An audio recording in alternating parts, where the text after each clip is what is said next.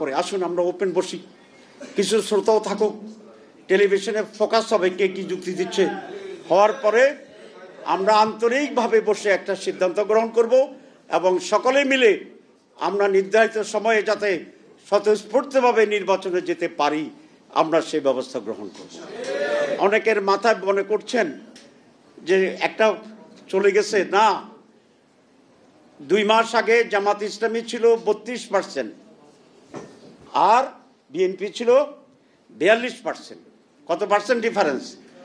10%। আর 15 দিন আগে ব্রাক ইউনিভার্সিটি থেকে একটা সার্ভে হয়েছে, ব্রাকও আমাদের পক্ষে শক্তি না, সানেম যেটা এটা আমাদের ফাইলে 2 পয়েন্ট কমাই দেয়, তবে আমি বিশ্বাস করলাম। আর ব্রাকের সার্ভে হয়েছে তারা 12%, আমরা 10.5%। কত ডিফারেন্স? 1.5%। এটা যদি ডবল করেন তাহলে 3%, এটা 50-র উপরে করছে। তাহলে আগে ছিল 10% গ্যাপ, এখন হচ্ছে কয় পার্সেন্ট গ্যাপ? 3, এখন 3% গ্যাপ, আগে 10 ছিল। তো গ্যাপ কমে না বাড়ে? কমে। মানুষ তো বলে যে সময় যত যাইবে তত, সময় যত যাবে গ্যাপ আরো বাড়বে, এরকম আর কি। আগে এটা ছিল, এটা উঠের, এটা নামের, এটা উঠের, এটা নামের। তো সুতরাং নির্বাচনে জনমত কোন দিকে ফাইনালি যাবে এটা এখনো সময় হয় নাই।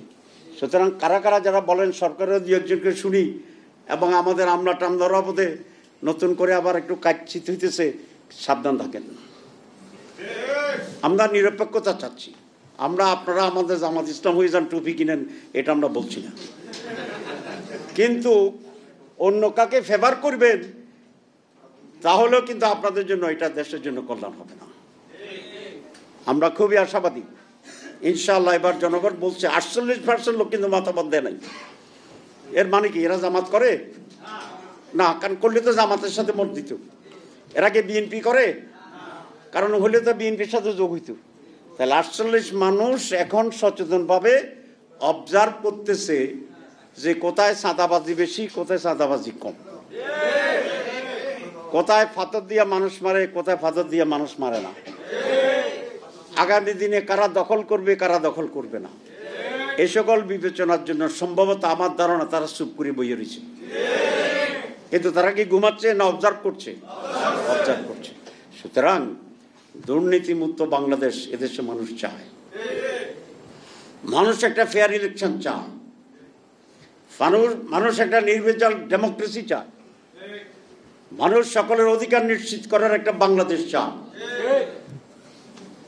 ইনশাআল্লাহ মানুষের এই সঠিক সিদ্ধান্তের মাধ্যমে একটি দেশপ্রেমিক, একটি সৎ, আদর্শিক, দুর্নীতিমুক্ত বাংলাদেশ গড়ার কারিগরদেরকেই এদেশের মানুষ আগামী সুষ্ঠু নির্বাচনে তাদের রায় প্রদান করবে বলে এই জনগণের প্রতি আমরা দৃঢ় আস্থা পোষণ করি।